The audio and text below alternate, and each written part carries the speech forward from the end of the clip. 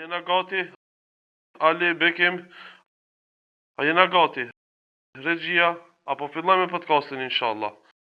Hajde, bismillahirrahmanirrahim. Çdo gjë është në rregull, mundemi me fillu edhe një emision i radhës. Shikues të nderuar, asalamu alaykum. Emisioni jon, podcasti jon merr frim, vazhdon kësaj radhe me hoxhën e nderuar Rafet Zaimi. Mirë se erdhe hoxh. Mirë se të gjeta. Sallallahu. Si po kalon? Elhamdulillah. Alhamdulillah. Takon Allahut. Deri tash mirë jemi elhamdulillah. Shkurtimisht para se me janis. Do të thonë hoxha e ka përgatit një hadith, tregim hadith. Tregim që e ka tregu pejgamberi sallallahu alaihi wasallam. Çdo fjalë që e thot pejgamberi sallallahu alaihi wasallam, ajo është faktikisht fjala e Allahut, apo jo hoxh? Çashtu është. Siç ka thënë Allahu, wa ma yantiqu anil hawa in huwa illa wahyun yuha. Nuk ka fol nga hamendja, po ka fol atë çka Allahu xhallashanu ja ka shpall. Pra, këtë tregim de facto e tregon Allahu nëpërmjet gojës së pejgamberit sallallahu alaihi wasallam. A e kam saktë? Po. Atëherë vazhdo. Alhamdulillahi rabbil alamin wassalatu wassalamu ala ashrafil anbiya wal mursalin nabiyina Muhammedin wa ala alihi wa sahbihi ajma'in. Allahu xhallashanu falendrojm. Salavatat, selamet, përshëndetjet tona dërgoj Muhammed Mustafa sallallahu alaihi wasallam. Pa dyshim se tregimet e pejgamberit alayhi salatu wassalam janë të shpallura nga Allahu xhallashanu. Sa ai nuk ka fol nga hamendja, po ka fol atë që Allahu xhallashanu ja ka shpall. Siç e cekëm edhe ajetin më herët, wa ma yantiqu anil hawa in huwa illa wahyun yuha. Ai pejgamberi Allah nuk ka fol nga hamendja, po ka fol atë që Allahu xhallashanu ja ka shpall. Andaj çdo tregim ka porosin veti. Edhe ne sot e kemi zgjedhur një tregim e cila ka disa porosi, sidomos më ka pëlqy ky tregim se lidhet me kohën tonë, lidhet me jetën e muslimanëve të cilët sot po jetojmë domethënë këtë shekull, desha ta kallëzojmë domethënë këtë tregim. Po inshallah. Ky tregim është gjendet në librat më të njohura, më të sakta të haditheve të pejgamberit alayhi salatu wassalam, e cila është libri Buhariut dhe Muslimit. 100% i saktë. Po, mas Kur'anit, Kur'ani është fjalë e Zotit, kurse librat hadithet janë fjalë të pejgamberit alayhi salatu wassalam. Që neve na ka shpjegu Islamin se nuk mund është njeriu thot unë e besoj Kur'anin edhe nuk i besoj hadithit. Do thonë ky njeri nuk është musliman. Ose me thonë që unë i besoj hadithet e nuk i besoj do thonë Kur'anit, fjalëve të Zotit. Padyshim se duhet njeriu tu dijat me i pas për me jetu edhe me fitu xhenetin. Me fitu xhenetin. La ilaha illallah Muhammedun Rasulullah. Ç'është? Kur'an hadith. Pejgamberi alayhi salatu wasallam haxhin e lamtumiras i thot sahabëve, po ju alo juve dy gjëra. Nëse ju kapeni fort, do të fitoni edhe në dunjë edhe në ahiret. Ajo është fjalë e Zotit, Kur'ani dhe Suneti im. Andaj edhe sukurse vozi që i ka dyshina, edhe ky Islami ka dyshina. E ka fjalën e Zotit edhe fjalën e pejgamberit alayhi salatu wasallam. Në këtë tregim pejgamberi alayhi salatu wasallam neve na tregon një ngjarje që ka ndodhur më herët te pejgamberit. Po ne duhet tash nuk ban muslimonin me qenë edhe shumë kurioz me pyet kur ka ndodhur, pse ka ndodhur, po si e ka pas emrin. Detajet e parancishme. Ose unë me thonë, unë emrin e atij e kam gjetë. Po edhe nëse e gjanti emrin atij personit i cili ka ndodhur, e ka bë këtë ngjarje, ose në atë shekuin, në atë pejgambershëm, ndoshta ka ndodhur në kohën e Ibrahimit alayhis salam, kohën e Musës, kohën e Isës, po neve pejgamberi nuk na jep këto detaje. Neve na jep pejgamberi alayhis salam thotë ka qenë një njeri që ka jetuar më herët. Edhe ka dasht me e ble një tokë, një copë tokë, për një shokut vetë. Edhe momentin që shkojnë e bëjnë pazarin, edhe e blen atë pjesën e tokës, edhe pastaj janë nisë kyta rindërton, ta ndërton çka ka pasur, me laru. E momentin që masi e bëjnë marrëveshje për tokën, e gjenë një qyp me flori. Opa. Një qip me florin me Të e laru arën. Të e laru, të e ndreq a shtëpi që ka pas, po e gjon të toka e ti, një qip, e tash nga friga që e ka pas, që mos ta merë hakun e që të rkujt, shkon të ish pronari. Shumë interesant, paramendoj me kon ton tash aty. Në thonë, shkojmë e mlojmë, e gropojmë natën. Im shova fukara dhe këtë shkel. Ama muslimant ma heret kanë pas frikë, respekt, ndërshmëri. Edhe në këtë rast shkon ky nga takvalloku, nga devotshmëria shkon edhe i thot, o filan. Thot, une ta kumble tokën, ama nuk ta kumble atë çka është ndër tokë. Thot, une tokën ta kumble. Ama ndër tokë nuk ta kumble. E thot, ky, ta shikoni ky muslimoni tjetër. Shitsi. Thot, o filan, une ta kum shit tokën dhe çka ka ndër tokë. Po ja fal Floririn që ka gjetë. Ata qypin me Flori, po me arë, me sen. Thot, une ta kum shit tokën edhe çka ka ndër tokë. Edhe se në mirën vesht, edhe shkojnë të gjykatësi. Kur shkojnë të gjykatësi, edhe gjykatësi... Me plesnu këtë mund. Po me plesnu. Edhe thot, po mirë, thot, të panrit i thot, a ke e vlat, thot, kam një djallë. E thot, e kam një vajzë. Thot, a ka mundësi, thot, ju mu bashku si familje, mi martu e këto dy e vlat e juve, këto 2-3, edhe ketë që e kini gjetë, që nuk e pranajni as shitsi, as blersi. Këtë qypin me Flori, me e shpenzu, me vabo darsën, me shpenzu që ka kanë nevoja ata për dasmën e vete, edhe pastaj një pjesë me dhën sadaka. Një pjesë me dhën sadaka. Kanë akon gjykatës. Kjo është e tregimi, në më thonë, i pejgamberit alayhi salatu wassalam, që na tregon që ka ndodhur më herët, në më thonë, të disa shekuj, të disa popuj. Po dhe kjo ka ndodhur para se kohës pejgamberit sallallahu alajhi wasallam. Tregim mëdhështor, i cili e transmeton Buhariu dhe Muslimi. M'la për shtipit gjykatësit që pa pleçnu, do më thonë, edhe ti, keni pjesën këtë pasuri. Alhamdulillah. Atëherë hoxh, tash pikë këtij tregimi dalin shumë muhabete, si thënë, apo ton. Vazhdojmë një shpjegim të këtij hadithi, tash kam se i kum nënvizu këto disa pika. Shpjegimi po e bëj pak shkurt, se tregimi është shumë i qartë, por këtu është pejgamberi alayhi salatu wassalam don me na tregu neve devotshmërinë. Do thonë ndershmërinë, drejtësinë. Ky njeri i cili shkon me ble tokën, pasi e gjen atë Flori, andaj nuk don ta merr nga frika që e ka pas, do thonë që ka qenë i devotshëm, që ka qenë takva, që ka qenë i ndershëm, nuk ka dashur ta marrë atë pasuri për veti. Se thot, ndoshta pasuria është e tij, edhe unë ja kom ble tokën, edhe nuk ja kom ble çka ka ndër tokë. Andaj ne sot ndoshta mundohemi me gjetë arsyetime, vetëm ja marr pasurinë e tjetër kujt. Po muslimanët e hershëm kanë pas devotshmëri, kanë pas takvallok, kanë pas drejtësi. Edhe nuk ka dashje ai ta merr pasurinë e tjetër kujt. Se ka mujt ai me marr edhe me lavdë tokën, apo edhe me ndreq pastaj shtëpinë apo çka ka pas me ndreq, po me njëherë ka dash të shkoje ta pyese atë se a thu vallë se unë vetëm tokën ta kom ble edhe po e kthej atë Florin, atë qypin me Flori.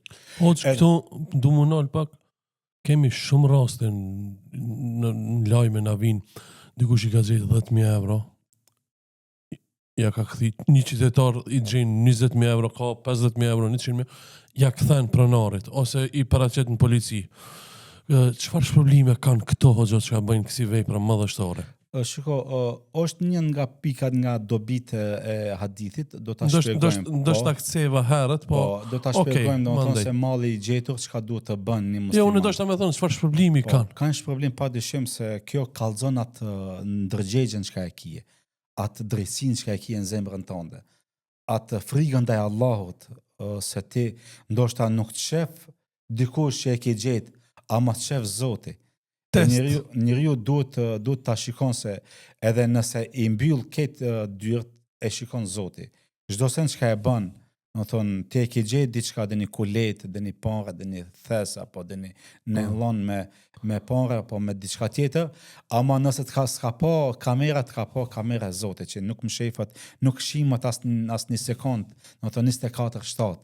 E për këtë shkak njeriu i cili e bën këtë gjest, padyshim se e kallzon atë devotshmërinë që ka e ka. Nuk është rahat, nuk e do haram. Po, nuk e do pasurinë haram edhe është i ka frikë Allahut. A di pse kur po dolin kësi lajme në rrjetet sociale, për shembull, qytetari i dorëzoi policisë 20.000 euro të gjetura, ose 5.000, ose pa marrë parasysh, ose ja kthem pronarit, i shoti komentet, po ti kanë kon budallë, ti shakon në vend tani kisha marrë, çka ja kthen, ai të marrë, ka plot njerëz që mendojnë kësaj. Domethënë i ke gjetë merr shtenin në xhep tuat janë ato. Jo, duhet po do ta cekim, domethënë hukmin e saj, domethënë duhet t'i kthen. Nëse duhet ta gjen atë pranorin, duhet t'i kthen. E kjo domethënë haram i ka. Po, domethënë nuk e ka me drejt me i marrë dhe me i shpenzu në familjen e vet.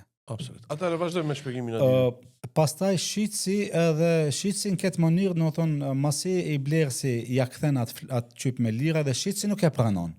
Interesant, edhe shitsi ja kon atë devotshëm, atë musliman, atë që i ka pas frikë Allahut, thot unë ta kom shit komplet, nuk kemi bën ndonjë marrëveshje, ti kjo ardh me blet copën e tokës, edhe ki gjet, edhe unë nuk e pranoj, thot, unë ta kom shit komplet. Edhe pastaj shiko kjo mençuria, domethënë e këtyre dyve kanë dashur zgjidhje të bëjnë, kanë shku te gjykatësi, edhe gjykatësi i mençur, pra atë thot pejgamberi alayhis salatu wassalam, gjykatësi i drejtë, domethënë e fiton xhenetin, gjykatësi i shtremt e fiton xhenemin. Domethënë këtu edhe shitsi ajo ka dal fer i drejtë. Edhe shitsi ka qenë domethënë i devotshëm. Se ka këtu, interesanta këtu, a di pse po du më ndërhi, ka edhe personat që kanë hu pare nga nuk janë kanë vëmendshëm, edhe i ka hup një sasi shumë e madhe e pareve, edhe hop kur ja kthen ai njeri i mirë, nuk e qaros diçka e di. Për shembull, mu kujtu tash Adnani vllai jon në Amerikë që jeton në New York. Ç'është? Vllai vet është taksist, edhe e pat postu në rrjete sociale. Një Meksikanit i kishin 50.000 euro se di, i kish haru në taksi. E kish shkon ja kthen, se është musliman, thotë. Ai Meksikani i mor, viçi tha fajndej ta për dyr. Po, apja janë 1.000. E kallzon atë që është shpirti i keq. Shpirti i keq, ama te kjo tregimi, këto shitsi i tokës ka dal fer. Po, se thot unë, ne kina bon një marrëveshje, thot me tokën, atë çka e ke gjetë, thot është e jotja, domethënë kështu me radhë, edhe pastaj jo jemi, jo e jotja, edhe kanë lipë zgjidhje. Kështu muslimani duhet të ketë, domethënë parim jetën e vetë, të ketë të bën zgjidhje. E jo tash mos bëhet pasuria shkak që ata të bën armiq mes veti. Pas kanë shku pastaj te gjykatësi, si kishte tregu gjykatësi i mirë, thot pejgamberi sa më është në xhenet, po gjykatësi i keq i cili gjykon me padrejtësi, thotë është në xhenem. E ky gjykatësi i drejt ka bë zgjidhje dhe momentin që i ka shku mendja të mos kanë diçka deni fëmijë pa martu, e çat pasurinë ta shpenzoje te pasuria e tyre fëmijëve të dit. Domethënë te tudi palt. Edhe njëri thotë unë kam djalë, tjetri thotë unë kam vajzë, thotë a ka mundësi ti martoni këto dy, edhe me këtë pasuri e ndan ki gjykatësi, thotë një pjesë e pasurisë i shpenzoni harxhimet e dasmës, harxhimet e martesës, edhe pjesën tjetër mundi me dhon sadaka. Edhe kështu kjo tregim domethënë mbaron, edhe kështu qetësohen, domethënë tudi mendimet, edhe kthehen i lumtur edhe nga gjykatësi i drejtë, edhe pastaj flen rahat. Para se me dole të qëllimi i hadithit hoq, ndoshta me cek diçka. Këshire, kjo ndodhi ka ndodhë dhe me thonë shumë para se kohës pejgamberit sa ose me 1000 vite. Kur e ka tregu pejgamberi sa 1400 vite. Do me thonë Allah i ka nderu këto që ngjarja e tyre mu përmend shumë 1000 vite. I ka nderu do me thonë. Këshire, një ngjarje, ai për shembull ta kish marr ai domaçini, ta kish marrë dhe mos t'ja kish dhënë, kish harru si ngjarje. Unë për atë sunullah e që ka në më thonë këtë tregim se më pat pëlqy se sidomos tash lidhet edhe me kohën tonë. Absolutisht. Se njerëzit blen toka, blen shtëpia, blen domethënë sende, bache, e duhet me pas kujdes ne si musliman se çfarë marrëveshje bën.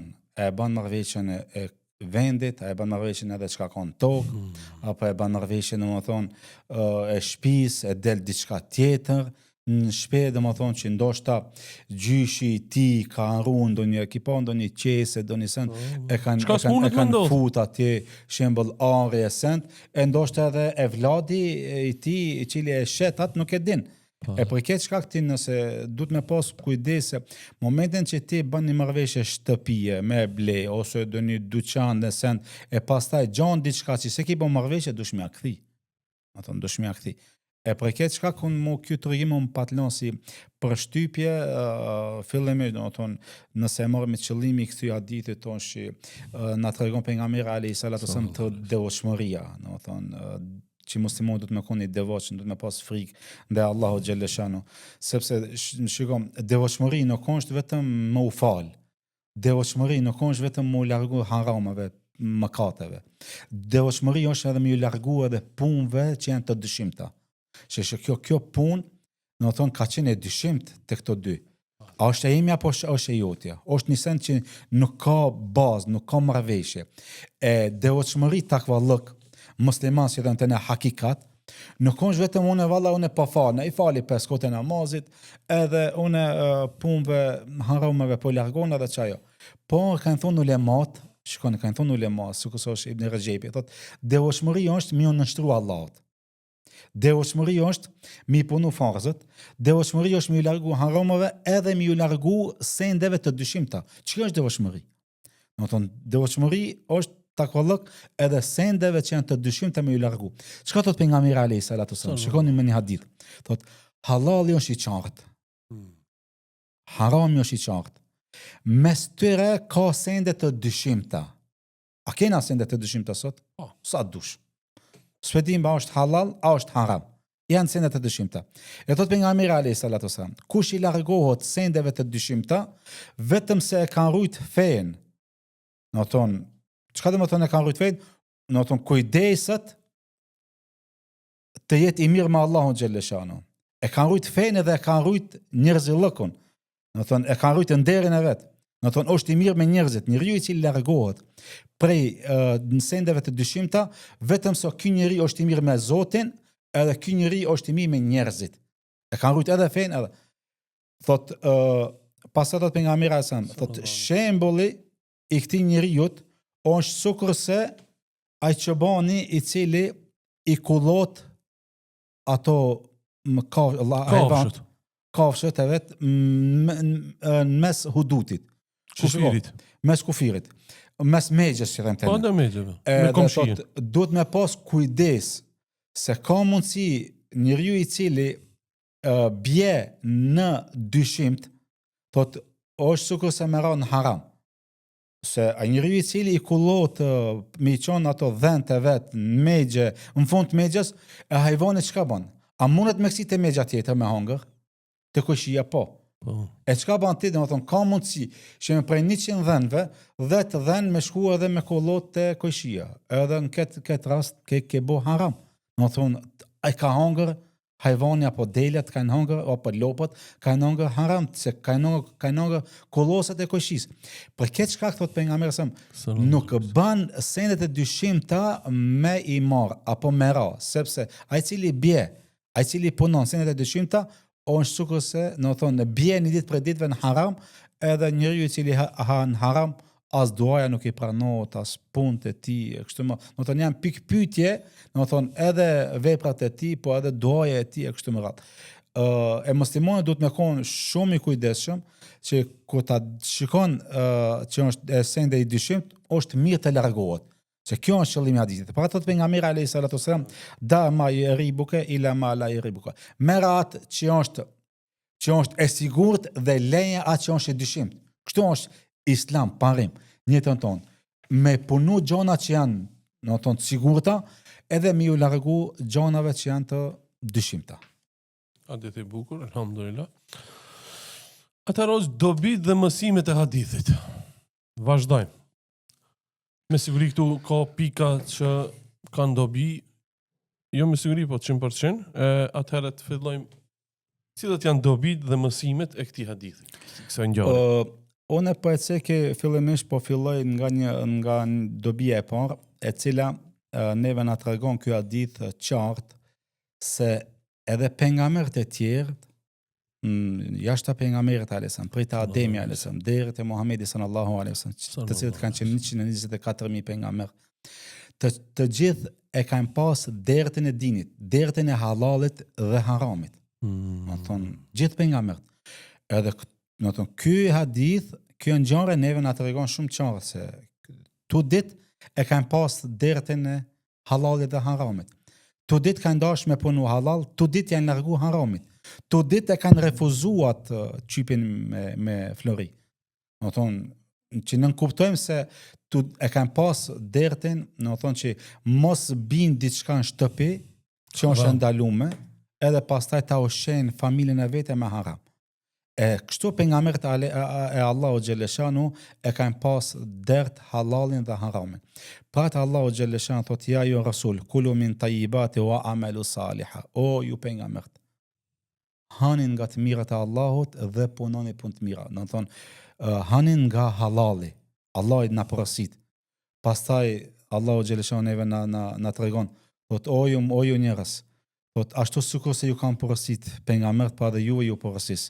Të punoni punë të mira dhe të punoni punë, të hanin nga halali dhe punoni punë të mira. Do thonë, edhe muslimanët e sodit, edhe pejgamberët e tjerë që kanë qenë para pejgamberit alayhi salatu wasallam, Allahu na porosit që ne të punojmë me halal.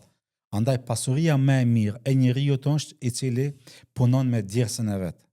Shembull me halal. Shembull me atë i cili është me dorën e vet. Me dorën e vet, cili është bujqësi, do të me ai bujku, ai cili do të punon ai çobani, do të thonë, se ato pejgamberi alayhi salatu wasallam, pasuria më e mirë është ai cili e fiton me djersën me dorën e vet. E pasuria jo veç bujku bujqësi, edhe në çarshi zanati. Çdo zanat që është e ndershme, që është do të thonë zanat i ndershëm, çdo biznes që është i ndershëm, që është halal, do të thonë kjo është më e mira për atë musliman. Se sa me shku edhe me zgat dorën. Se do të pejgamberi sa dora që jep është më e mirë se ajo që merr. Andaj për këtë shkak muslimani duhet, nëse Allah i ka dhënë shëndet, i ka dhënë mençuri, andaj e ka haram me prit dikush tjetër me financu. Pa e duhet më uçu në sabah, edhe unë shpesh ju them, ti si musliman çu falë sabahin. Pastaj mas sabahit kalla telefonin. Veshi teshat e punës, dil që ati mbit pazar, apo dil ku është vendi i punës, edhe kërkoj e punën, edhe thuj, o Allah, ma sjell bereqetin. E jo ti që është në 10 sati, 11 sati, edhe masajna jo kada ta piju një ekspreso, kada unë këtu, kada që ta luj një loj, edhe në 12 sati me anis punës. Edhe masajna i thonë Allah, o Allah, mje bereqet. Kjo nuk është tawakul është mi marrë sebepët, edhe pastaj mi unë bështit Allahot. Ti dush mi marrë sebepët. Në thonë, me gjona halal, me njerësën tonë, me dorën tonë. Kështu Allahu xhaleshanë, në thonë. Në thonë, me ushu me falë sabahun, bismillah, edhe me dalë në qytet. Në thonë, me këshirë, me lëviz. Kjo është mesazhi juaj, hoxha, po. Se është një rast kohën e pejgamberit alayhi salatu wasalam, ku e ka pa një njeri në xhami. Në kohën e drekës, kohën e kindis, kohën e akşam. Po ka thonë, ky, çka bën në xhami tan kohën? Thotë ka një vëlla i cili shpenzon për këtë. Eman. E thotë pejgamberi alayhi salatu wasalam, vëllai i tij khayrun minhu, është më i mirë se ky. Çki falet edhe në xhami. Se nuk është feja Islami vetëm në xhami, 4 murat e xhamis. Valla unë se shikoj, me kon feja vetëm 4 murat e xhamis, te piki i shkon më i mirë se ti. Stubat ishin kon më të mirë se ti. Po ato janë stuba. Po njeriu i mençur shkon e fal sabajn edhe çohet, edhe dele li preskon.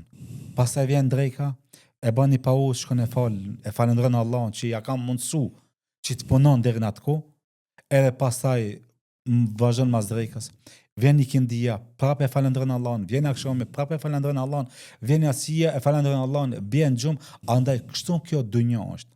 Temi të qartë, hoxha po flet për mos me ndejt non-stop në xhami, se për vaktet e namazit duhet patjetër me shku në xhami, kupton?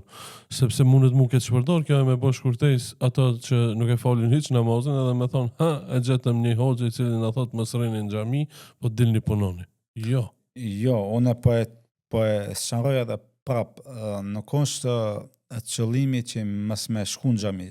Xhamia është vendi ku duhet mu fal. Xhamia është vendi dersit, xhamia është vendi lutjeve, xhamia është vendi i mjaçajt hallat dertat Allahu xheleshana. Por e ka kohën e vet. Por njeriu është i urdhënuar me mbajt familjen. Me fal namazin, me shku me punu. Me fal namazin, me shku me liprëskën. Me fal namazin, edhe mu marr me fëmijët e tu, me familjen tënde. Kështu Allahu xheleshana neve na urdhënon. Andaj, para të Allahu xheleshana shkoj tot pejgamberëve të Allahut. Ja ju rasul, kulu min tayyibati wa amalu salihan. O ju pejgamberët e Allahut. Hani nga të mirat e Allahut, hani nga halali, hani nga duart e juaja, edhe punoni punë të mira, edhe punoni. Do të thonë punoni, edhe pejgamberët janë pejgamberëve u ka thonë. Po, çdo pejgamber ka pas kanë zanatçi.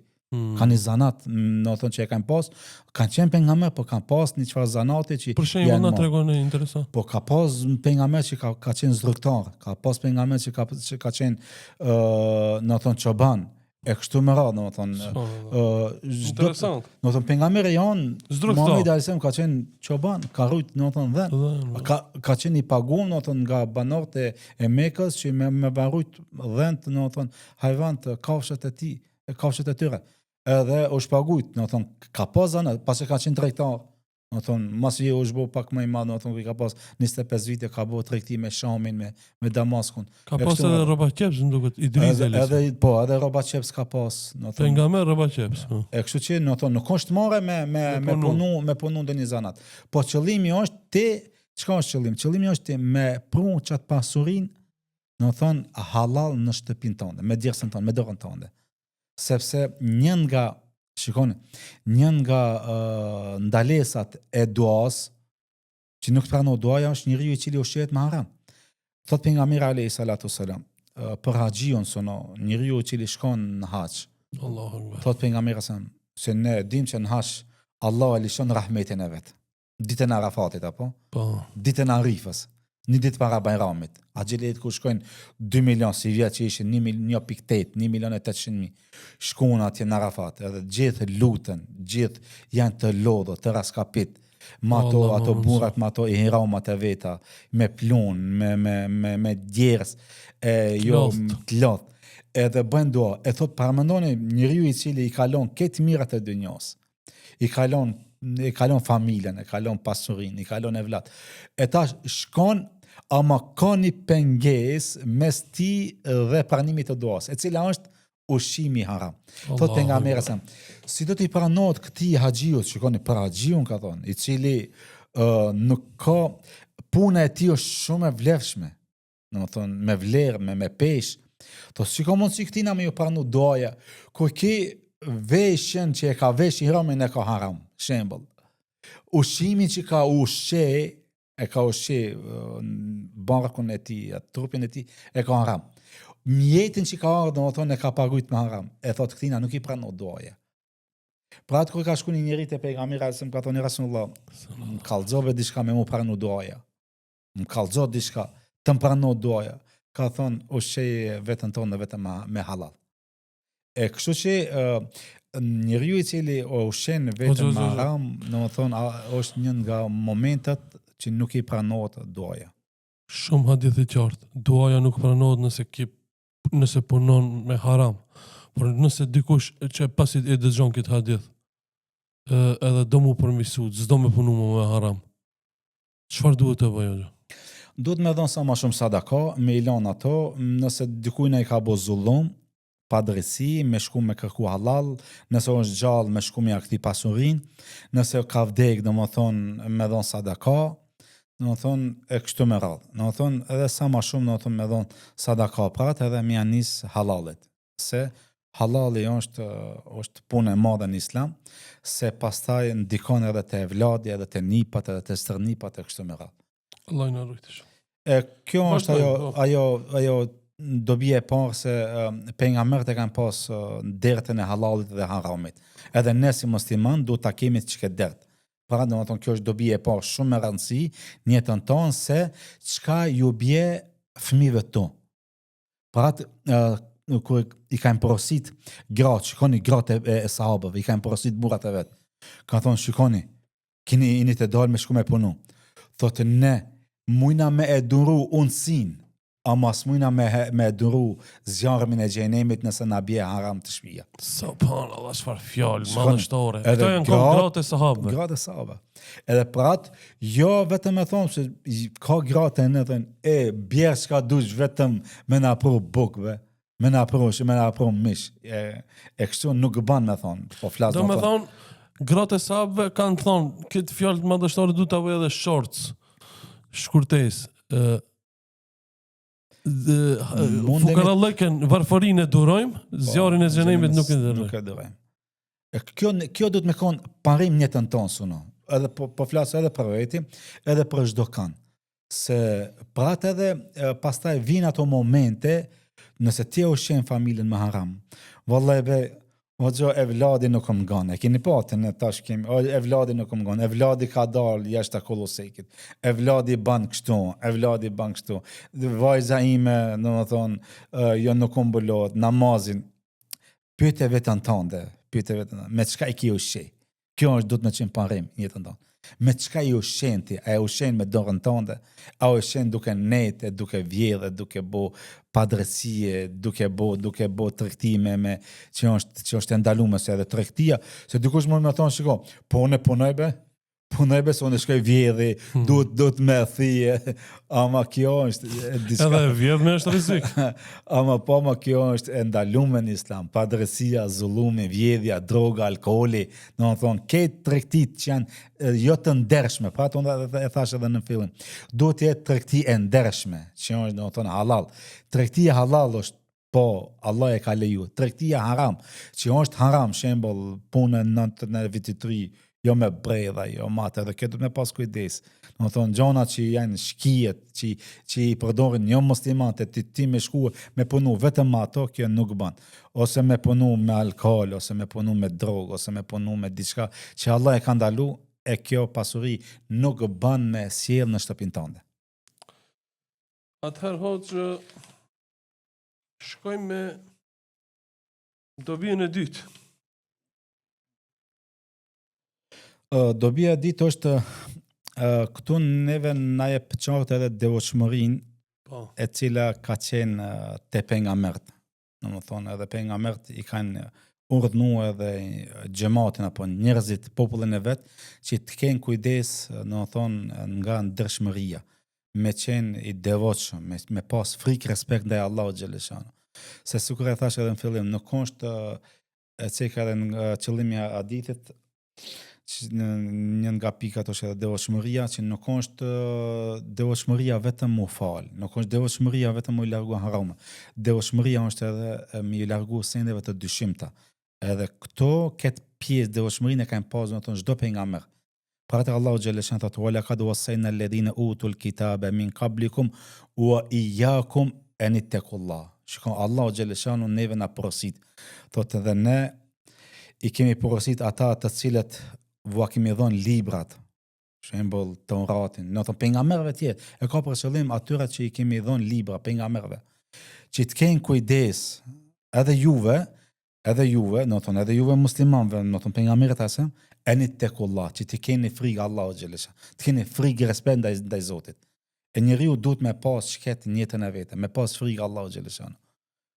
Edhe për atë ku i kanë thonë një nga burrave të mençur, po shoh se je rahat, në thonë jetën tënde nuk i stres, thotë e di, thotë se ku e di që Allahu më shikon, thotë edhe i largon atë gjonave, do të thonë mëkateve, gjonave të ndaluara. Edhe për këtë shkak, do të thonë një nga porositë e tij ka qenë që Allahu xhaleshano më shef, edhe do të thonë edhe nuk punoj punë të këqija. Edhe këtë duhet me pas muslimon. Devotshmëria është edhe, do të thonë, me di se Allah e shikon, edhe me ju largu sendeve që janë të dyshimta. Do të thonë nuk është e qartë. Sendeve që nuk janë të qarta, është mirë muslimonit të largohet, sepse hin në në devotshmërinë e plot të njeriut. E treta dobia tjetër, hoxh. E treta, këto dy njerëz patën një mosmarrëveshje. Po, ja Apo? emja ja jotja. Edhe zgjidhja e një muslimanit në sot, çka duhet të bën? Kur kanë një mosmarrëveshje, ku shkon ata? Të gjykatësi. Te gjykatësi. Andaj edhe kjo është, do të thonë, ajo porosia për ne. Nëse dikush ka ndonjë mosmarrëveshje, duhet të shkon te gjykatësi, duhet të shkon te hoxha. Pala e tretë. Te pala e tretë. Që mundet me pleqnu të ne thojnë, me pleqnu atë muhabet. Se dikush i ka bo zullum, pa drejtësi, dikush e ka vra, dikush e ka shkel me ke, e dikush i ka bo do një zullum, edhe ta nëse do mu hakmar, apo sende, apo diçka që ka do një mos marveshje, mes dy palve, jo e jemi, jo jotja, jo unë ta kom bo, jo ti ma ki bo, jo ti ma ki vjet, jo s'ta kom vjet, andaj duhet me shku te pala e tretë. Në ketë, unë kisha dhoni një porosi. Shkoni te pala e tretë të cilët janë musliman, të cilët i din këto punë, të cilën më me pleqnu. Mos shkojnë te pala e tretë të cilët janë jo musliman. Po nëse nuk ka zgjidhje, s'munët me pleqnu hoxha, plaku, në thonë dikush qetë, plaku i katunit, atër po, nëse është punë e shtetit në ta pleqnu. Por, neve, Allahu na urdhon, shikoni çka thon Allahu xhaleshana. Ja ju ledina amenu, atiu Allahu wa atiu Rasul. O ju të cilët i keni besu Allahut, respektoni Allahun dhe pejgamberin alayhi salatu wassalam. Wa ulul amri minkum, dhe ata të cilët i keni prisa, në thonë kryetarët, në thonë muslimanëve. Fa in tanaza'tum fi shay, nëse ju keni ndonjë mosmarrëveshje, farudduhu ila Allahi wa Rasuli. Do të ktheuni tek Allahu dhe te pejgamberi sa.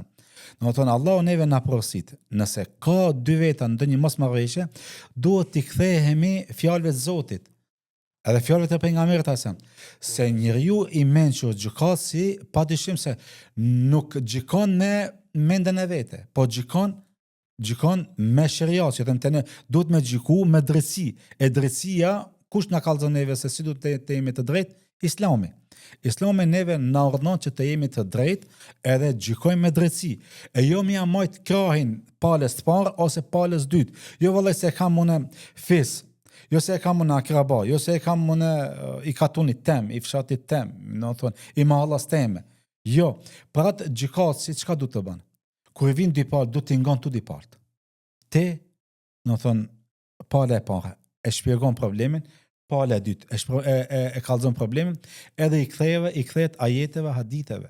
Në thonë, kështu, si hoxha, si gjykatësi islam, në shembull që është muftia, ose pala e tretë që janë plesh që kanë ditë me i pleshnu, edhe me të mirë. E këtu, neve kjo pala të këto dy, që patën një mosmarrëveshje këto dy njerëz, pala e tretë, do të thonë gjykatësi i qetësoj ata, do të thonë i martoj ato, do të thonë evlat e tyre, pasurinë çka e gjetën, gjysmën, do të thonë një pjesë e shpenzun në shpenzimet e dasmës, edhe tjetra, do të thonë krejt kënaqët. Do të thonë tu ditë kënaqë, do të thonë jo gjykatësi duhet të gjykon që tu di palë të jenë të kënaqët. E jo vetëm ndoshta do t'i dhënohet, po sidomos ti dush me gjyku me drejtësi. Dush me gjyku me drejtësi. Momentin që gjykon me drejtësi, besoj që ndoshta njëna palë nuk do të jetë razi, ama ma vonë do ta kuptojë se kjo gjykimi të cilin e ka gjyku gjykatësi, do të thonë nëse ka gjyku me drejtë, do të thonë do të jetë edhe ma vonë i kënaqur edhe do të jetë rahat. Alhamdulillah. E katërta ose dobia tjetër. Dobi tjetër mëna me marë suna se pasuria është sprovë. Se shiko, pra mendot që më mos t'ja kish këthy, në thonë pasurin, në thonë ati të paret, shqitësit. Pasuria në islam nëherë mund të jetë sprovë, nëherë mund të jetë begati. Pra të Allahu xhalesha thot, inna ma amwalukum wa auladukum fitne. Edhe pasuria, edhe evladi janë fitne, janë sprovë për ju. Ama janë edhe zinet, Do të thonë janë edhe begati për Allahu xhaleshano. Varet njeriu se si e shpenzon. Qysh sprov, hoç? Do të thonë sprov nëse ajo pasuri të largon nga Allahu. Allahu, Nga namazi, nga namazi, nga familja, nga evladi, nga Zoti, pare shumë, nga pushime, xhanxhamia, gra, po. femra, sen, Qartë, alkohol. do thonë, merr pozita, shkon atje shpenzon. E qartë. Do thonë, atëherë jo është sprov. Shikoni, Sulejmani alayhis salam, Viç pak më fal. Pa ai nuk thot sprov, thot u kënaqja me femra, me pushime, me sene, me kere, me vetura, nuk e konsideron po sprov. me ka hub xhenetin. Ha, çtu do shta me dal. Do thonë, Sprov është se Sprov shkon se xhenem njeriu- vendita. do thonë njeriu i cili sprovohet me pasuria e hub xhenetin. Se pasuria duhet me kon dorën tënde, jo në zemrën tënde. Se në herë duhesh fukaras me i dhonë, në herë duhesh me ndihmu familjen tënde, në herë duhesh me ndihmu Me filonin shkun haç. Po. E nëse që qatë pasuri që Allah ta ka dhonë, e shfryzon për të mirë, ajo është begati prej Zotit. Se pasuria është mjet, nuk është qëllim. Qëllim është xheneti dhe apo pala tjetër që e kanë xhenemin. Po. Do thonë se qëllimi i jetës tonë është xheneti. Nëse pasuria do thonë çon jashtë xhenetit, në xhenem, atë do thonë është sprov për ty. Nëse çat pasuri që ta ka dhënë Zoti, shikon, çat pasuri që ta ka Po. dhënë Zoti, çon ka xheneti, është begati prej Zotit. Shumë e Ama qartë. nëse të largon nga xheneti, atë e mirë për ty. Do thonë dush miro vetes mas, e kjo nga ky tregimi neve na tregon se pasuria, do thonë ka qenë në mjet i punëve të mira. E kanë marrë atë pasurinë edhe i kanë marrë të dy. E cek porzi se ndërhina porzi të Sulejmon e lesem keve të tregu Po, diçka. Sulejmani alayhis salam i ka pas tuat 20.000 kuaj. 20.000 kuaj. Po, nëse nuk gaboj. Okej, historia thot kështu. Po.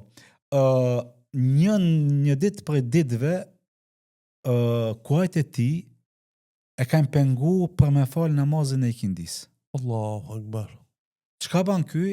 Do me thonë e kanë pengu në atë aspektin nuk ka U shpërqendru. ka habit me duke lut me kuajt. Po dhe merra të shko, Po. hip këtu, Do të shko thonë garen. se Po. kuaji është, do thon pasuria. Edhe i ka Një. ikindia. I ka ikindia. E çka ban ky? E le diçka për Allah. Do thon shkon i urdhnon, thot prej në ket kuajt. Subhan. Prej në ket kuajt. 20.000 kuaj. 20.000. Edhe Allahu xhaleshani ja sjell erën që me ato kuajt ki ka bu luftë, ka shkuar në vende tjera. E tash kur Allahu xhaleshani thot ti diçka që të ka pengu nga Zoti e ke fliju, do të thonë e je largu, e Allahu ta sjell diçka që është alo më mirë se ajo.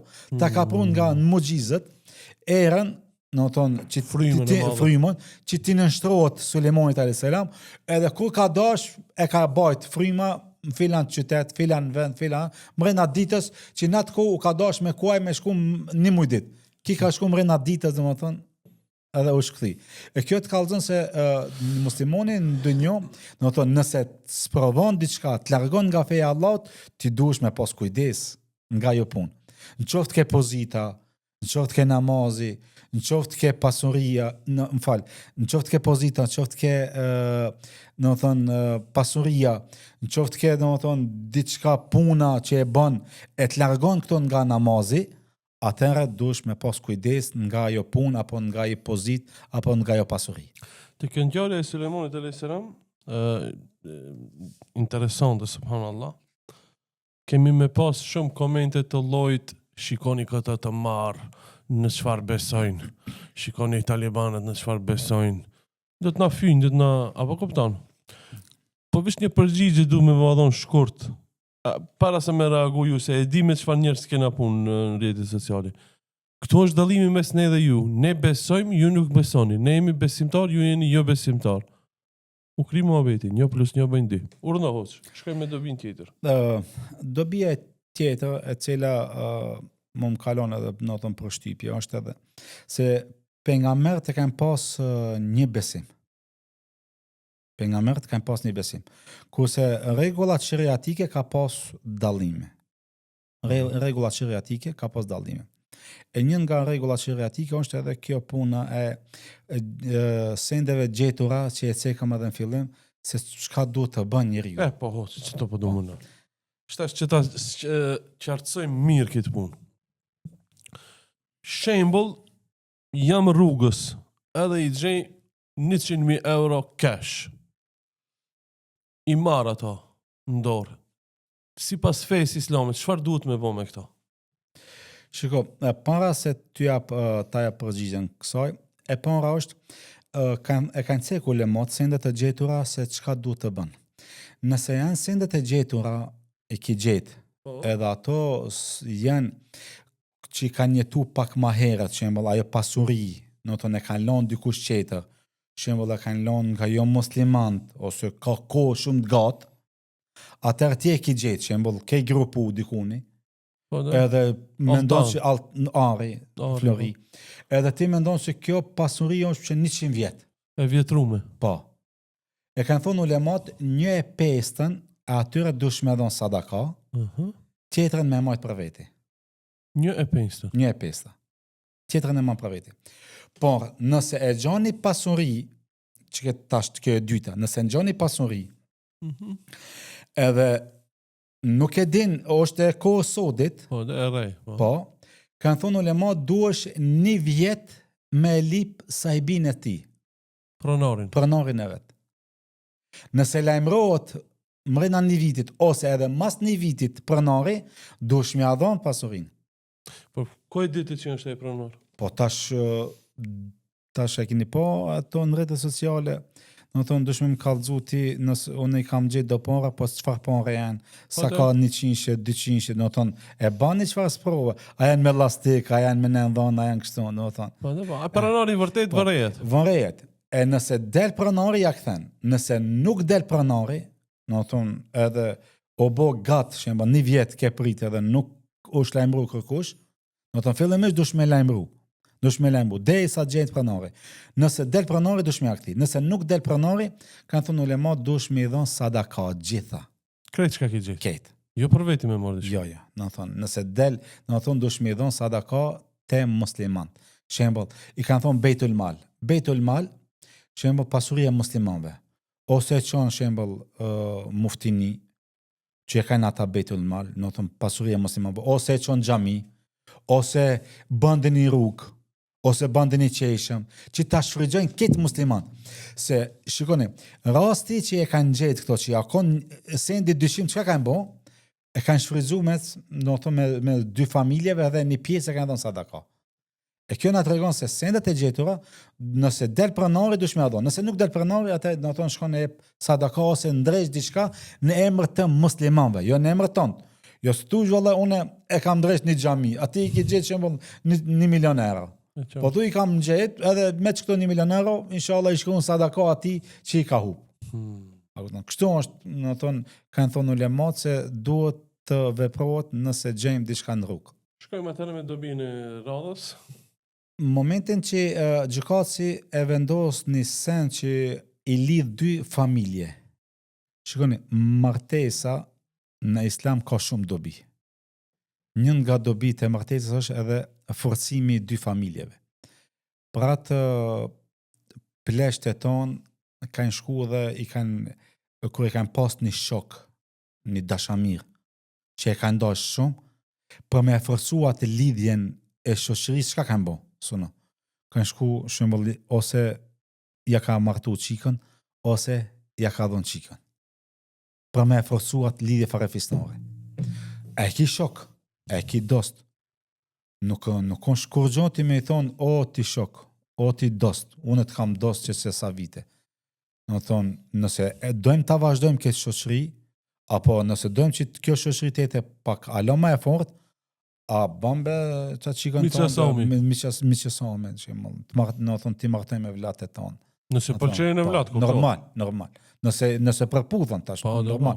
Tash jo, vajzën e ka të vogël ki madh, ose të vajzën e ka të madhe ki tash. Për hatër martesa nuk është. Martesa është, në tonë, nëse pëlqejnë dy palë. Edhe marton, edhe forcon familjet. Kjo është ajo qëllimi, në thonë, dobija nga kjo, se martesa forcon lidhjet. Njën nga dobit e martesës është forcon lidhjet. Nëse si e kon kërkushi para martesës, me martes je dikushi. Në thonë, je dikushi ma të familje. Ki një çfarë respekti. E për këtë çka kanë thonë ulemat që duhet nëse pëlqejnë apo dy palët, kanë në shembull djalë, vajzë, edhe ata dy, do të thonë pëlqejnë mes veti, mos vandalo, pse çajo lidhje do të bëhet që e ki pas lidhje shembull shoqërore, do të bëhet miqësore dhe do të bëhet alo më e mirë. Shumë e qartë. Atëherë shkojmë te shtata. Sadakaja ka qenë edhe është edhe do tjetë sen i mirë në islam. Sadakaja, se nga kjo ngjarje gjykatësi urdhnon çat pasurinë ta shfrytëzojnë në argjimet martesore, edhe me dhënë një pjesë sadaka. E kjo sadakaja ka qenë si punë e mirë te pejgamberët. Edhe edhe është sot, edhe do të jetë deri në ditë kiametit. Se sadakaja e dëshmon besimin tanë. Sadakaja e dëshmon besimin tanë, që ti ki besim. Sadakaja të mbron nga punë të këqija. Sadakaja t'i largon sëmundjet. Sadakaja t'a largon fukarallëkun. Sadakaja ta pastron pasurinë tënde. Shikoni, momentin që gjykatësi thotë që më dhon edhe një pjesë sadaka, do të thonë çat pasuri pastrohet, çajo pasuri që është e dyshimt, pastrohet me sadaka. Shembull, ne dim se pasuritë tona nuk fitohen 100% me halal. Se ka mundësi me gënjy, ka mundësi me bo beje, ka mundësi me mashtru shitësin, ka mundësi diçka me bo, por momentin që jep sadaka, ti në këtë rast e largon apo e pastron mallin tonë. Pra thot Allahu xhaleshanu khudh min amwalikum sadaqatan tutahhirum wa tuzakihim biha. Merr nga pasuria jote, do të thonë sadaka, do të thonë jep sadaka, e cila e pastron pasurinë tënde. Do të thonë edhe e shton, sadakaja edhe ta pastron, edhe e shton. Ta pastron nga ato senet e dyshimta, edhe ta shton, do të thonë pasurinë tënde sadakaja. Edhe sadakaja thot pejgamberi se ka me të mbrojtë edhe në dunjë nga problemat, po edhe ka me të mbrojtë edhe në varr. Njëri kur hin në varr, momentin që i vjen dënimi, vjen sadakaja, thot ky njeri thot, do të thonë ka dhënë sadaka. Në varr kur është momenti më kritik. Momentin më vështirë. Edhe ditën e Kiametit ka me dëshmu, ka me thonë vallahi be filani ka dhënë sadaka. Pra thot pejgamberi alayhi salatu wasalam, çdo ditë i vin njeriu dy melaçe. Një melaçe thot o Allah, këti çka jep, ky çka jep sadaka, shtoja pasurinë. Ky çka nuk jep sadaka, këtina shtrëngoja apo mos i jep pasuri, mos i jep, do të thonë pasuri, do të thonë mos ja shto pasuri. E muslimoni në këtë dynjë, do të thonë edhe nga ky tregimi duhet të ketë parasysh se çdo herë që jep sadaka, mos mendon se do të paksohet pasuria e tij, po pasuria e tij do t'i shtohet edhe është një pastrim i pasurisë së tij nëse e ka përzi me gjëra do të ndaluara. Kujt duhet mi dhon hoç sadaka? Sadakaja më e mirë thot pejgamberi alayhi salatu wasallam është familjen tënde. Po. Te gruaja jote. Te nonat edhe te baba, te Më dhon vlatja. paret, rrogën Po. që i çojnë në shtëpi, ajo konsiderohet sadaka. Normal, çdo sent që ka shpenzon për familjen tënde është sadaka. Çdo dinar që ka çon në shtëpi, për gruan, për non, për bab, për vlat, do të thonë është sadaka. E pastaj nëse kije më shumë, atëherë vazhdon te brezi i dytë. Se thot pejgamberi sadakaja më e mirë është në familjen tonë. Pastaj është në koishi, pastaj është më larg e më larg. Brezi i dytë, djali i mingjes. Për shembull, djali i mingjes. Vajza mingjes, djali i mingjes. Pastaj ato që ki edhe në koishi, shembull, pa në me pas shembull e ki e farefes edhe e ki e koishi, e ka dy hise. Do thonë, edhe farefes, shembull, edhe koishi. Do thonë, fillon nga familja jote, nga farefisi jote, brezi i dytë, brezi i tretë, pastaj del ma gjon, do të thonë. Kjo sadaka, thot pejgamberi alayhi salatu wasallam, sadaka është më e mirë për muslimanin.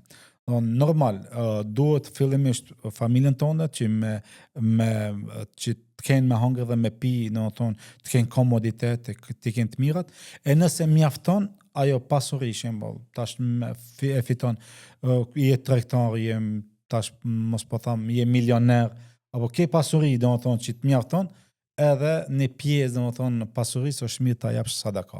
Sikurse kemi treguar edhe një rast domethënë ku ka qenë një nga musliman, pjesën e pasurisë e kanë dalë në 3 pjesë, një pjesë për familje, një pjesë për pasurinë që u ka dash me shpenzu për ta fitu, edhe një pjesë e ka dhënë sadaka që Allah i ka shtu bereqet non stop.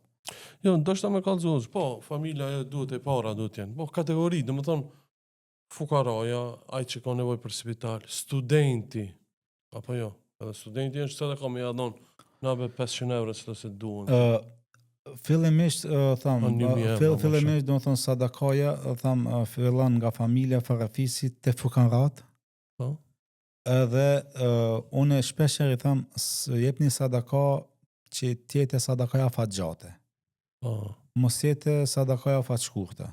Se shiko, çdo biznes që është afat gjate, njeriu është i kënaqur. Çdo biznes që është afat shkurtë është, nuk është biznes, po jo i rahatshëm. Por duhet Çish po menon afat gjate afat gjate muslimanët duhet me dhon diçka, shemë jep sadaka, shemë në këtë rast studentin e përmend apo. Po. Studentin nëse Allah jep ymë 60 vjet, 70 vjet. Edhe e ki shkollu, e ki ushqe. Pa 60 vjet ka me budua për ty. Apo? Ose ka me punu ajo puna, ki hisë edhe te ajo puna. Për shembull ti e keni një doktor, një student medicinës, ai çdo punë që ka bo me pacient të njëjtën, se vapi shkon edhe ty. Edhe ty. Kjo është shembull është sadaka fatgjate. Ose shembull ka nevojë katunin një qeshëm. Shkon e ndresh një qeshëm. Sadaka. Të ne, pleshte ton, babalate ton, katuna, çdo kush që kështë sadaka fatgjate kanë vrapu me bo. E kanë bo një qeshëm, e kanë bo një xhamin, e kanë bo një shkollë, spital. Çdo sen që ka nevojë njerëzit ta shfrytëzojnë, shkojnë sadaka edhe kur shkosh në varr ti. Ama nuk po flas unë tash edhe me lan sadakan që në shembull fukara ka nevojë për ndihmë, për diçka, për hajë dhe pije. Po kieshim që tash kiesh po flas i ki 100.000 euro me dhon sadaka, se Allah të ka dhënë 1 milion apo. Po. E tash një pjesë ja fukarave, ama një pjesë ja studentëve, një pjesë e ndresh një qeshëm, një shkollë, një xhami, një spital, një sen. E don pjesë sadakan tënde, e bën që edhe kur shkosh ti në varr, se vapët e ty, kontaja jote, mos me të mshel. Që është qëllimi i sadakas afatgjate. E pra të dhënë thamë, ose shembull e blen një mushaf, e boton një libër e këtë rast, shembull blen xhami një tepik, çka ka nevojë, blen xhami shembull me këtë rale, mushafa, çka ka nevojë studenta, çka ka nevojë talebë. Po, çdo kush që e shfrytëzon atë mirën tënde, me vite, kjo është, desa ekziston ai objekt, ai sen, shkojnë se vapa edhe ty. Alhamdulillah, Allah na boftë. Amin inshallah. Po si përfundim për këtë hadith, për këtë tregim. Ky tregim neve na jep me dije, na paraqet që duhet ta kemi një shoqëri, e cila është e ndërtuar, me iman. Duhet të jetë ta ketë fillimisht imanin, ta ketë ndërshmërinë, ta ketë devotshmërinë, edhe ta ketë drejtësinë. Ky hadith, ky tregim neve na jep përshtypje kështu. Nëse ne dojmë ta kemi një shoqëri të shëndosh, fillimisht duhet të kemi besim në Zotin tonë. Duhet të kemi ndërshmëri, të jemi të ndershëm. E jo të jemi, harambasha, të jemi të sokakave, të jemi, njerëzit të ligave të këqij. Të kemi devotshmëri, edhe të kemi drejtësi. Momentin që i ka një shoqëri kjo, atë padyshim se Allahu xhaleshan do ta ndihmon atë shoqëri do të hece përpara. Tudi burrat, ishin të kënaqur, me gjykimin, me drejtsinë e gjykatësit, edhe tudi burrat ishin të ndershëm, tudi burrat ishin devotshëm, tudi burrat e doshin drejtsinë. Se momentin që ti e lip drejtsinë, ti e lip ndershmërinë, pa dyshim se Allahu xhaleshan neve do të na ndihmon këtë botë edhe në botën tjetër.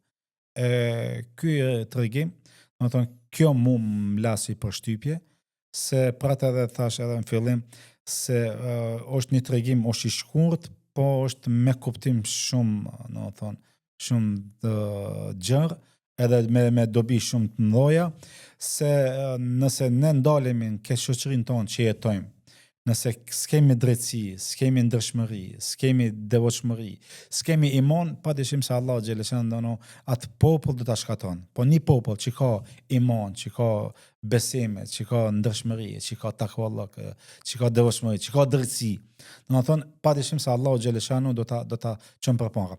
Thotë, kanë thonë ulemat, disa prej ulemave, një popull e cila ka drejtësi, Allah do t'i jap dënjon.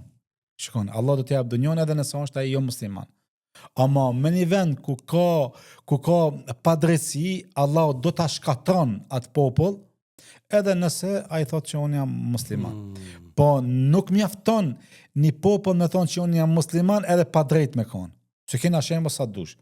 Po për me konë një shoqëri e shëndosh, që Allah me të ndihmu, e me t'i dhon të mirat, e me t'a dhon një pushtet, dush me konë imanli, besim, i devotshëm edhe me pas drejtësi. Çka dy sende du të me pas një shtet që Allahu xhaleshanu do të thonë me t'i dhon të mirat e dunjos dhe të ahiretit. Allah që më lekt. Hoq, para se të përfundojmë edhe dy çështje. E para, Zaimi Turs. Umre. Zaimi umra. Zaimi umre, po, Zaimi Turs. Alhamdulillah, po vazhdon me këtë aktivitet. A ka mundësi pak një sqarim shtesë? Për shikuesit, tash në 7 ora, po? Jo, ne do të fillojmë me lejen e Allahut, jemi në trek disa vite. Po, kemi pas, në thonë, një emër Aksa Travel, po. ma herët, po tash e kemi bo Zaimi për shkak mbi emrit, se kishte problem emri se shumë agjencione u qelen me qatë. Me kemi shpjegu në atë rrjete sociale, edhe deshtëm të ndryshojmë për shkak se njerëzit mos të hynë me na pyet kush është si është. Zaimi umra, në thonë, Rafet Zaimi, vetëm se, në thonë, dihet se kush është, edhe nuk ka pyetje shtesë, për këtë shkak. Ne jemi një agjencion që kemi fillu në trek disa vite, edhe pse kemi provoj punën e haxhit shumë vite, kemi qenë si udhëheqës, edhe numre kemi shumë provoj, kemi mësu në ato vende, në Medinë, disa vite kemi qenë, një dekadë, më thonë, afër 10 vite kemi jetu në Medinë, edhe i dim ato vendet, edhe kemi fillu, dhe më thonë, që vitet e fundit me umorët me këtë agjencion. Kemi disa kushte, mendojmë ne që është më mirë për ne si agjencion, kemi fillu me hotele, në thonë që kemi ofrojmë kushte pak më të mira, jo që tash jemi nga më të mirat, po jemi ne ofrojmë kushte, në thonë, ma të kushtet e tona, që mendojmë që janë të mira, edhe javlen të shkohet për shkak se umreja është një gjë që është një ibadet që është sunet, nuk është obligim, as farz, as haxhin e kemi farz në jetën tonë. Kurse umreja është një obligim, një ibadet, një adhurim, në thonë sunet, edhe jemi të mundu me ju afru kushte pak më të mira njerëzve që ta kryjnë atë ibadetin sa më mirë dhe sa më lehtë. Që kjo në tonë. Sidomos për të më shumët, të pëndërhi pak one, për të më shumët, është më e lehtë si Zaimi umra i ka shumë afër, edhe Qabën, edhe xhamin e pejgamberit sallallahu alajhi wasallam. Kështu që ne mundohemi nga momentin që do të nisën, që janë nisme ne, jemi mundu që t'jenë ma komod edhe ma lehtë që mos të kenë telashe me autobuza. Në thonë, autobuzit i kemi hikë, taksive i kemi hikë në Mekë, në thonë, për pas mo ato autobuzet që i kemi pa tjetër, që jemi prej në gjitë dhe me shkue në Mekë, se në shkona të ajo është një moment, ose vizitat në Mekë, vizitat me dine që janë me autobuza, por vizitat autobuzit pinë hotel në Mekë, në xhami, dhe më thonë, nuk kemi qashtu, i kemi afër hotelet, në thonë, 5 minuta në kom, s'kemi nevoj as autobuz, as taksi, tash është atje nëzet, tanë kohën është nëzet, e me hika asoj kalaballakit, me hika nëzetësis, e ne i ofrojmë disa kushte, mendojmë që janë të mira, për umrëgjit e tonë, edhe javlen, e tash pastaj mundohemi në të kujdesemi, do të thonë që kjo është pak më me rëndësi, mundohemi atë çka e di me ja kallxu njerëzve, atë çka mendojmë që ka ja vlen me vizitu e vizitojmë, atë çka mendojmë ta ndëgjojnë ja vlen me ndëgju i kallxojmë histori, se jemi prezent vet aty, do të thonë me umrëgjitjet tonë, do të thonë që ato 9 ditë jemi non stop 24/7, përpos gjumit, do të thonë kur jemi në gjumë, po gjithkohën jemi me ata, do të thonë edhe deri tash për momentin edhe unë edhe ata jemi të kënaqur. Do të thonë. Shikues të nderuar, për të gjithë ato që janë të interesuar për umre, numrin e keni para ekranit, mund të paraqiteni dhe aty pastaj procedurat vë tregon hoxha ose dikush tjetër. Allah ju shpërblet. Ne do të vazhdojmë në sunos ishte pyetja ku në shtator do të vazhdojmë nga tetori për shkak se muji gusht, do të thonë korrik gusht, ato do të thonë janë shumë të nxehta, edhe nuk organizojmë ne për shkak se s'po dina mi maltretu haxhilerët vetëm në hotel apo qendra se shkojnë në ibadete. Edhe kemi vendosur edhe nga muji tetor, që është pak më fllatë edhe deri në Ramazan besoj që janë mujt janë më freskët, më fllatë, sidomos për plesht, do të thonë janë më komod. Po, kush është interesuar, e keni numrin përpara, vazhdojmë. Hoç për fund. Me çdo hoxha ku mbo ka një në fund, ka një pyetje pak më. Kisha pas dëshirë një koment me dhon, jo frikë u sprovut me vdekjen e nënës. Po. Kisha pas dëshirë një koment nga ana juaj.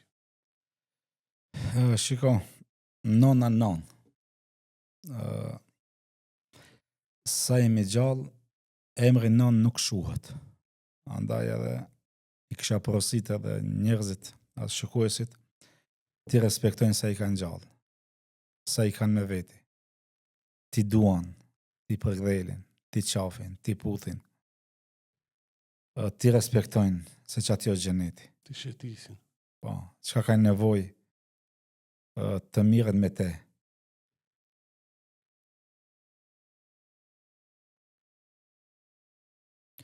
Se momentin që i shkon edhe më nuk kthehet ajo nën. E dikush në të pritme në të sabërlëkon që ishim, sa vjet i pat. Që vinin për ngushlime. Po ngushlime, sa vjet i pat. Po nënbe. Edhe 100 vjet. Edhe 100 vjet, edhe 200 vjet. Edhe në shtratë me pas me vite prap non. Kishe pas çdo kush, po edhe vetë kisha pas dëshirë dhe ti shikon edhe në shtratë me vite do ta shikojsh mi, domethënë ashtu. Po deshte Allah, domethënë në Ramazan të shkon se Allahu xhaleshanu i merr njerëzit ata që i don. Edhe po lutim Allahun që Allahu gjithë ata të cilët i kanë përcjell prindërit e vet që Allah t'i takon në xhennet së bashku. Se dynja është e shkurt, njeriu do të dahet, me atë që e don më shumti, do të dahet, kështu ka thënë pejgamberi alayhi salatu wassalam, porosia e Xhibrilit, ahbi ma tasha fa innaka mufarikun, do e kanë ta dush se ne ditë kemi munda, po me shpresë, neve shpresa na mba që do të bashkohemi ditën e Kiametit. Inshallah Allahu ata të cilët i kemi përcjell, Allahu atyre vura vaban bashkë xhennetit. Amin. E inshallah na takon me ata të cilët i kemi dashur nga loçka e zemrës, që sot si kemi, inshallah na takon në xhennet el Firdaus. Po çfarë duhet të bëjmë ne tash që jemi të mërzitur për nënat tona të vdekur? Të bëjmë dua sa më shumë për te. Kjo është ajo e vladi hajrit, si thot pejgamberi alayhi salatu wasalam, e vladi hajrit është ai i cili bën dua për te. Mos t'i harrojmë në dua, në sejdë, do të thonë pjesën e tretë të natës.